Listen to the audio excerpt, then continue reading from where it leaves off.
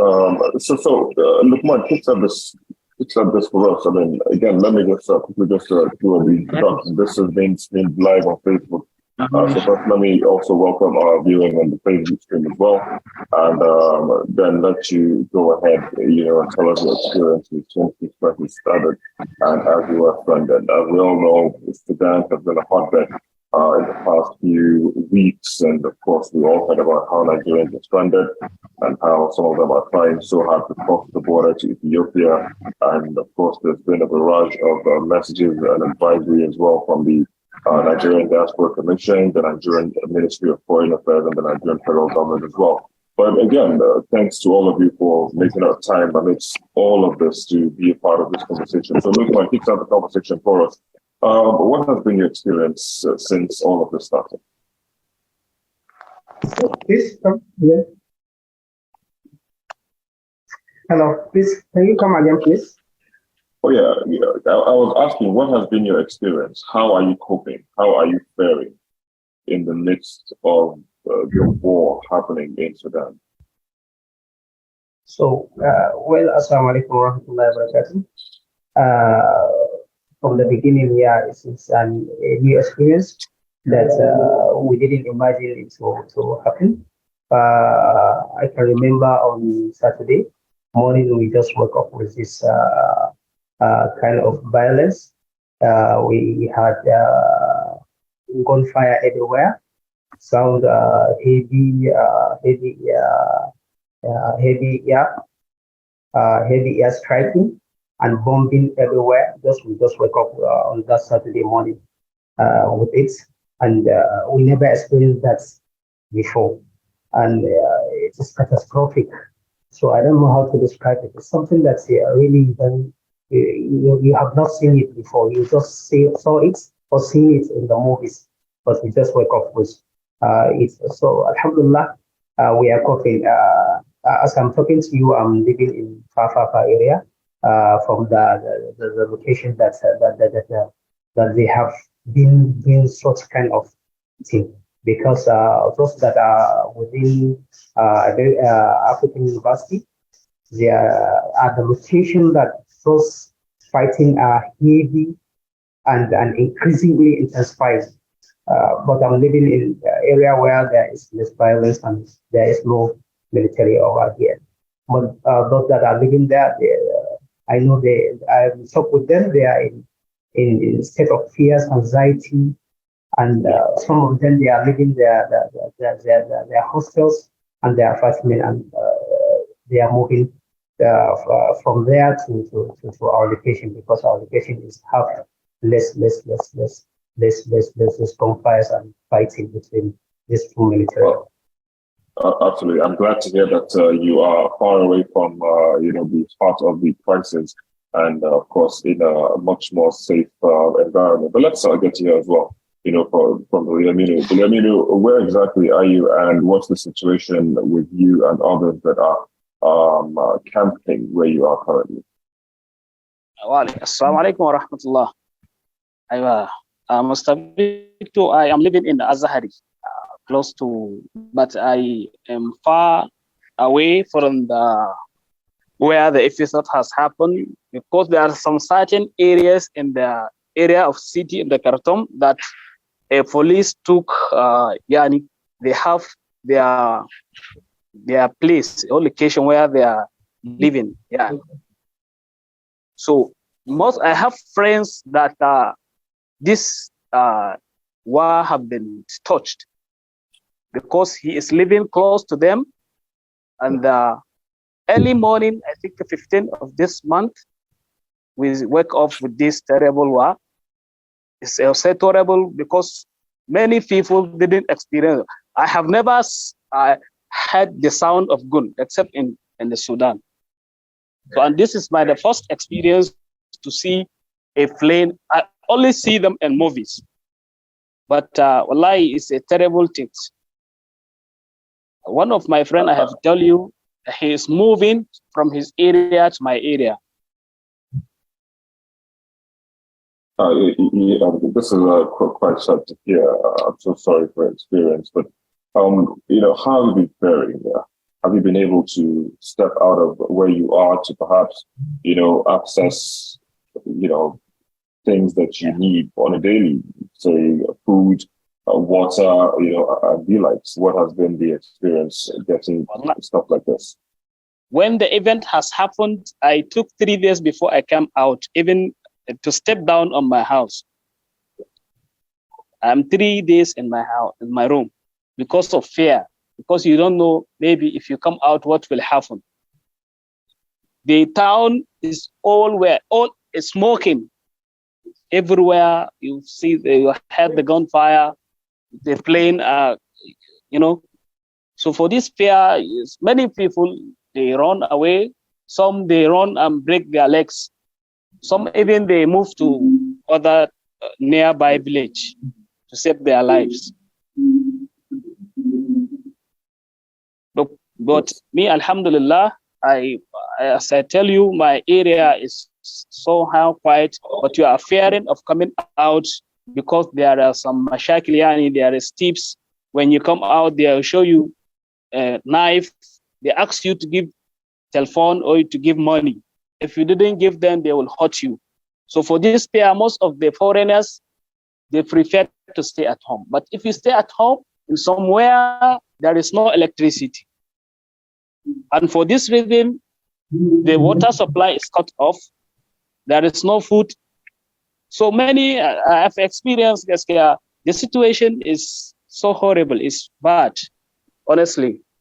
But today, alhamdulillah, it's getting better. Again, I sincerely apologize, and I'm really again say sorry for your predicament. And hopefully, this would be a truce would come to be in place as soon as possible, and of course things will return to normal, and hopefully you'll be getting back home. But Bashir, let me also hear from you. First of all, your experience. How are you faring? How are you feeling? Do you have electricity? Clearly, you have some electricity and internet as well at this point in time. But do you have food? Do you have water? Have you stepped out of your house since all of this started? And where in Sudan are you currently? So, assalamu alaikum wa rahmatullah. So, actually, what I'm going to say, I think is almost what was happening about this war. I think I was within the area. So I just woke up in the morning. I think it starts around 8 o'clock in the morning. So it almost I can even say in my house. I just hear shot or gun in around my window. I say, what is happening? What is happening? I just think it is an electricity or transformer that used to burst within the area. So when I see this kind of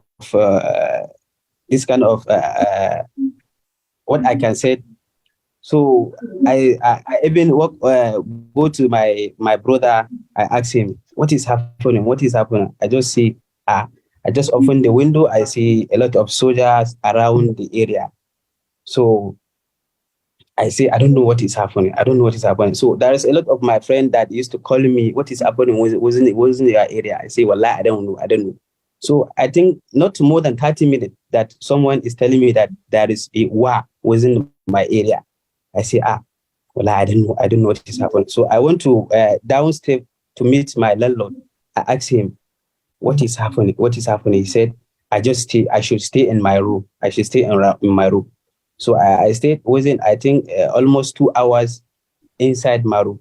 So actually, I think I'm almost say everything what was happening, like I can say 60% of this war, I witnessed all what was happening. So because my house is within the barrack of Damasari. So the fighting is between Damasari and I think the rebel, which is Hamdok. So this is actually what happened. So after that, the following day in the morning, I decide to meet my landlord to ask him what I'm going to decide about this. What is happening? He asked me. He already decided he is going to leave the house. So as I'm foreigner, I don't know where to go if I leave the house. So I just called one of my friend who is living in Ashari. I say, please, can you help me? Because I'm living with my wife and my brother. So when I meet him, I think it is another problem because he is living with his wife. I asked him, please, can he help me maybe to come and live with his house? He said, okay, no problem. Then within that day, I think almost around 4 o'clock. Then I went out together with my landlord, with all his family. Almost we are eight. He entered his car and I drive my bike. Then we cross the soldier. Then I go and meet my friend in Ashari. So the following day,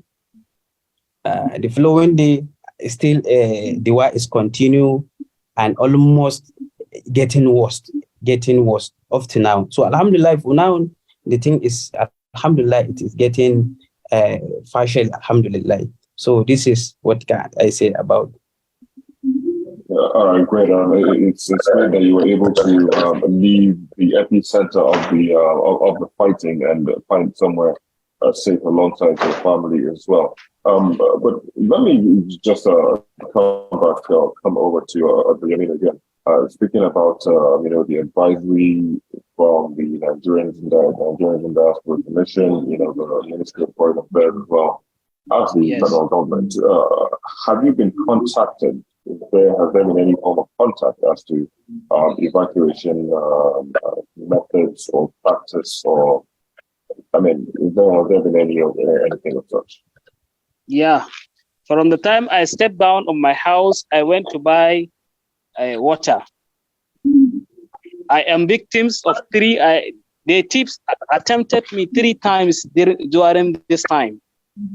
The last time I have met them, they snatched my phone. They asked me to give your phone and money. You don't have choice. They will bring out the knife. If you didn't give them, they will hurt you. So definitely will give them. The second time, I am with my friend driving a motorcycle. They come, 2 persons in a motorcycle. They also withdraw a knife and ask me to give them the motorcycle, and I give them. The third time, the first time they didn't. I have escaped them because so many people around. I just shout "tip, tip," so the people around me come and they go. So that's why even me, I am fearing of going out of my door. All right. Has there been any contact from the federal government, Lukman? Has there been any contact from the federal government in terms of trying to bring you back home? Yeah, there is contact, and even we are asked today by 6 a.m. to be evacuated from Khartoum to Egypt through by road. Then, but unfortunately, we couldn't get out of Khartoum today. But we don't know what happens. But we had a talk with the other leaders of the association.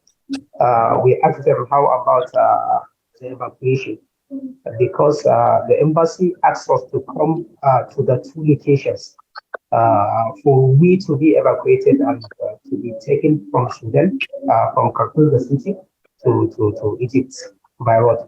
Then we come by 6 a.m. And we didn't meet the embassy members and the no association members on the locations. And we have a group that we chat. If you can see the group, maybe there is a lot of fighting between, and a lot of people talk, abuses this press and saying a lot of things because they were really disappointed because they were asked, they were told that they were going to be evacuated by today, and they all packed and gathered their notice in one place, and they took it from far away, and they escaped from several roads. They crossed several roads in order to reach the location that were selected.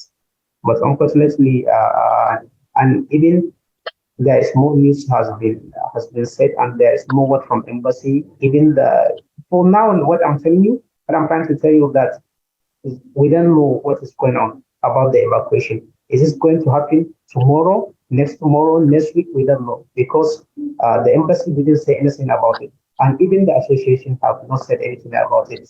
But from other sides, people are saying that we saw a tweet from Nigerian from Lima. She's saying that the money has disbursed to the company that they took us from Khartoum to Egypt, but from embassy, nothing have said.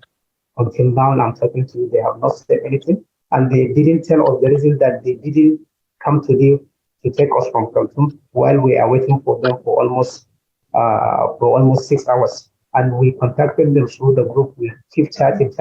Please come out. If this cannot happen today, please tell us so that we come back to our location. We can be safe because we are on the road. We are not safe.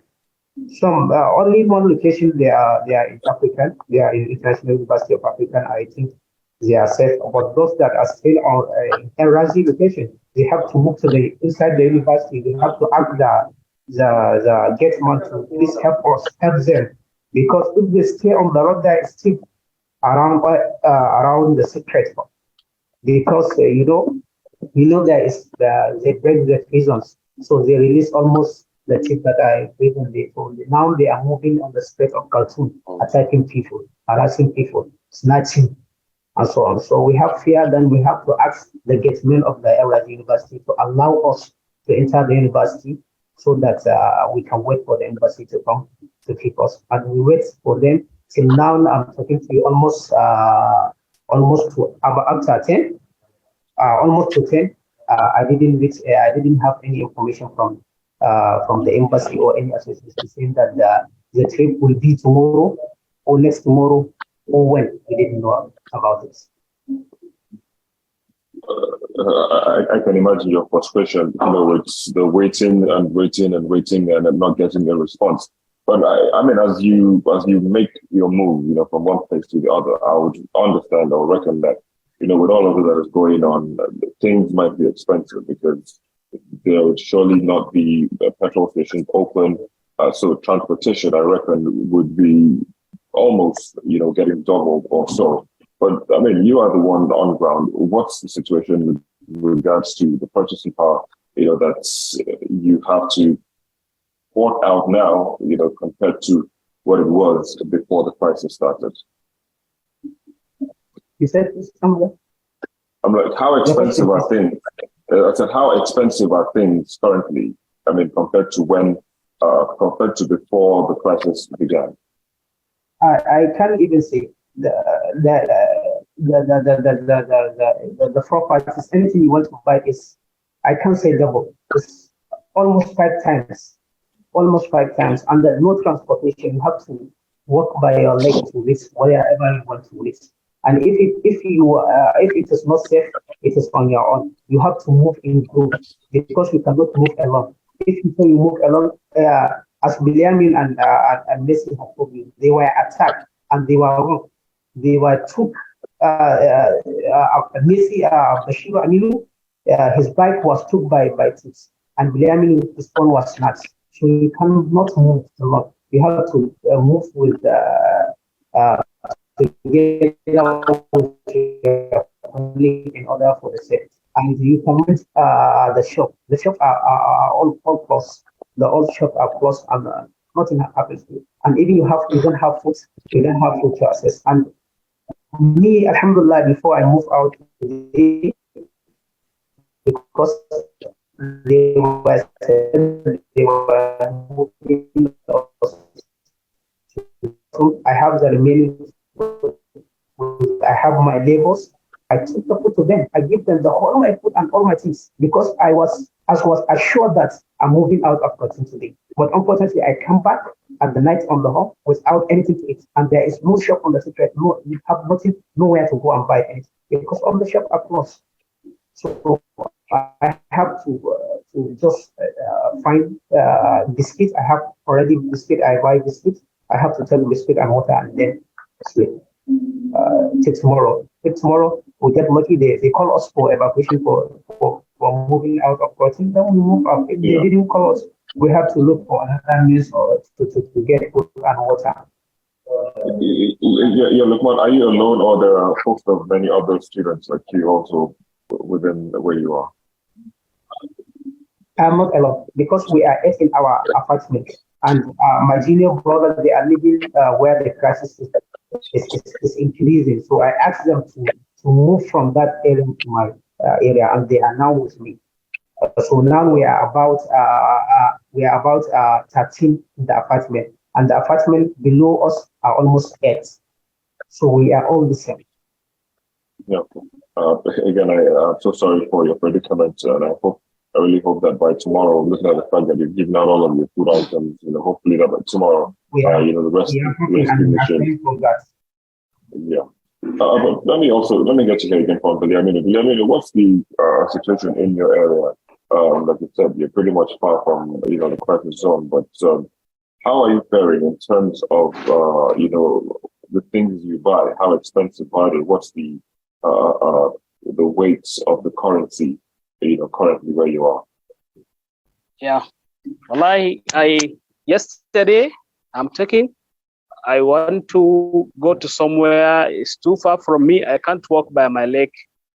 I asked Kekenafen, how much do I give you to take me there? He said 10,000 SDG. I said 10,000 SDG.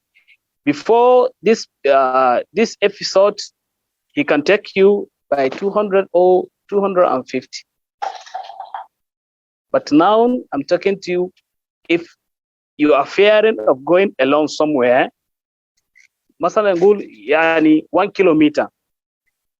If before he can take you 500, now he will tell you 10,000 or 15,000 naira and 10,000 Janae. Because why? There is no foil. If you want to buy foil, I witnessed someone buy 1 gallon at the rate of 25,000 SDG. I witnessed that. And one of my friends, before 3 days, he buy 1 liter. I think it is not even off to 1 liter. He buy it 4,000 naira 3 days ago. Yesterday, I witnessed someone buy it 25,000 naira for a gallon. And today, someone told me that someone has buy it 40,000. So you can't imagine. Because anywhere you go, maybe the thing is getting worse. The Indomie that is cost 150 now is 500 naira, 500 Guinea. So the life is so how bad is. We are in some critical situation, to be honest, because some of us before this time, maybe you don't have even 5,000. And now there is no water, there is no food. You can't go out. The situation is bad. That is why all our voice, our student association and other, we call for the government to rescue us. And the government, during that time, I think it is during the holiday, the Nigerian government is not working. We didn't get a response until the university embassy, they sent us in a group chat that they have contacted all the necessary authorities that our issue is, inshallah, will be discussed today, as today will resume work in Nigeria. So before that time, they sent us a letter that we shall get ready yesterday, that we will depart to the nearby countries. Masar. So many people have gone out somewhere. Someone from far place has spent all his money to get transported to the point of destination, but the team failed because the bosses didn't come, and the people have been staying there a long time. They are hungry, they are thirsty, they are fear of thieves. They go back, they sleep over there. Today, Nafsul what happened, it is what happened today. It's repeated today. Because officially the embassy has said that today by 6 a.m., all the students shall come to their destination for departure. But people are there since yesterday night, because some are far, they come early.